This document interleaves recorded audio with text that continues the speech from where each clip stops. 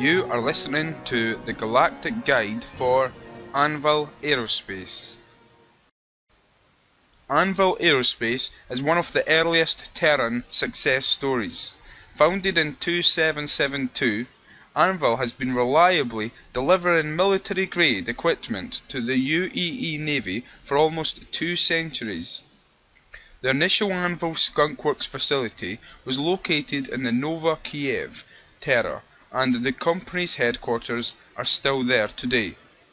For the first 70-odd years of Anvil's existence, every design project was personally led by company founder J. Harris Arnold. Arnold, an eccentric spacecraft designer of old school, who insisted on signing off on every part of his design subsystems, was a beloved figure in an otherwise cutthroat industry.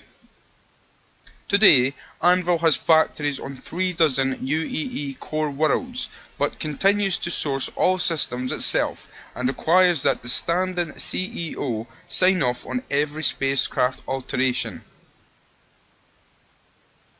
The company's moniker comes from a quote in the Robert Calvin's famous early justification for UAE expansion, explaining that military spending fuels the furnace of expansion and strikes the anvils of innovation.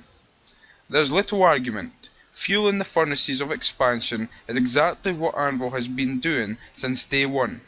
The company has produced dozens of successful and iconic military spacecraft over the years, including the Hurricane, Osprey, Devastator, Hornet, and Gladiator.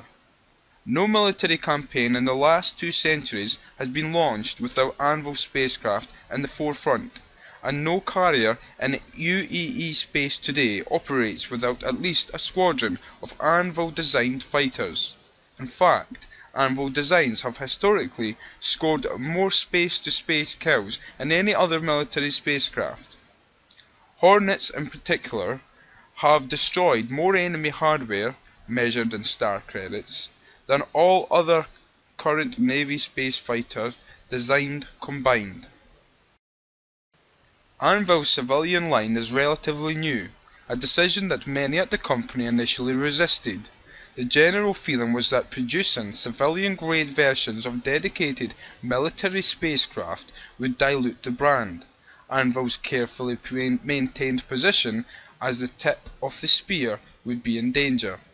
Debate over the issue became so protracted that it threatened to split the company into 2 separate groups, with the civilian wing formally licensing the military designs. This was ultimately all for naught, as the UAE government stepped into the debate with a surprising resolution. They actually favoured the concept of supplying military-styled weaponry to civilians, especially on the distant frontiers. A home defence militia squadron of slightly less than mil-spec, but still fearsome Hornets, it was reasoned, would make a better deterrent than a squad of Drake cutlasses. The process of civilianising a design like the Hornet is more complex than it seems. UAE military secrecy laws mean that on average 60% of the hardware in a given spacecraft simply cannot be offered to the public. Some of these replacements, like mil-spec Gatling guns, would be expected and relatively easy to resource in a modern modular design, but these requirements also govern systems as innocuous as rudder pedals, boot locks, or rubber cockpit ceiling strips.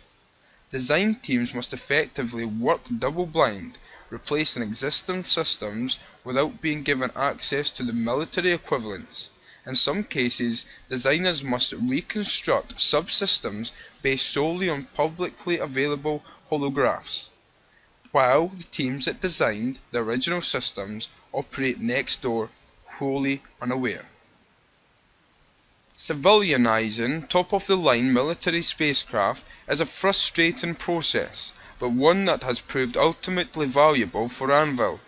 Company profits rose 34% after the first civilian model Hornet, the F-7C, was made available, with no perceptible tarnishing of the Anvil brand. Rather, the idea that you could own a military ship immediately became something of a status symbol, driving the resale value of Hornets and successive conversions. Civilian Hornets have essentially and unexpectedly become a luxury brand. Anvil's civilian equivalents sell both to actual paramilitary units on the frontier desperately in need of rugged hardware and to rich homeworld industrialists who believe that flying a Hornet makes them Top Gun fighter pilots. The future. Terra, home of Anvil Aerospace. With both military and civilian spacecraft spending at an all-time high, Anvil's prospects look bright. As the UEE continues to face off against a seemingly growing Vandal threat, orders for Hornet space superiority fighters and Gladiator bombers continue to spike. Several thousand of each are delivered to the frontline carriers every month, at a rate that continues to rise as additional factories can be brought online. On the civilian side, the Hornet is holding steady as the third best-selling single-seat spacecraft design available. Trumped only by the Aurora and 300i, the recent civilian conversions of the Gladiator looks to be a similar success story, as the first model, Gladiator 1, becomes available to the general public in the next 3 months.